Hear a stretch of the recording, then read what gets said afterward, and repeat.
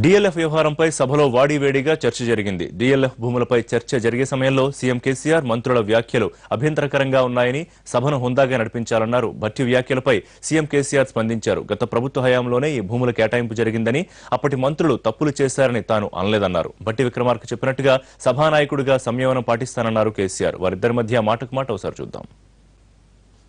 ఆనాడు మీరు మాట్లాడినటువంటి విధానం కూడా నాకు తెలిసి ఉందాగా ఉందని నేను భావించట్లేదు అధ్యక్ష. నేరుగా మీరు మీ దృష్టికి తీసుకొని వస్తా ఉంటే ఏం మీకు డైజెస్ట్ కావట్లేదా? నీకు డైజెస్ట్ కావట్లేదా? మిస్టర్ భట్టి విక్రమార్క సున్ అనేటువంటి మీ పద ప్రయోగాలు, మీ హావభావాలు ఈ గౌరవ సభకి హుందాతనంగా లేదని నేను భావించాను అధ్యక్ష. మీరు ఈ రాష్ట్రానికి ముఖ్యమంత్రి, మీరు ఈ రాష్ట్రానికి ముఖ్యమంత్రి, ఈ సభకి నాయకుడు మీరు. మీకు ఓపిక, మీకు సహనం, మీకు హుందాతనం ఉండాలని గౌరవ సభ్యులుగా మేము కోరుకుంటున్నాం. ఒక మంచి సలహా మీరు చెప్పినారు.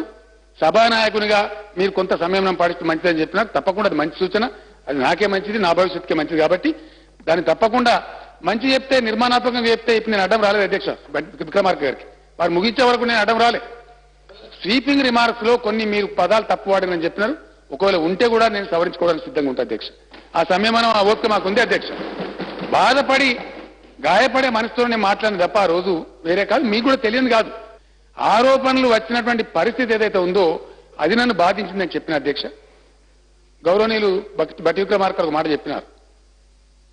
సభానాయకునిగా ముఖ్యమంత్రిగా ఉన్నటువంటి నేను కూడా కొంత ఆగ్రహం వ్యక్తం చేయాల్సినటువంటి, సంయమనం కోల్పోవాల్సినటువంటి పద్ధతిలో ఆరోపణలు వచ్చినాయి. వారు కూడా గమనించాలని చెప్పి నేను కోరుతాం.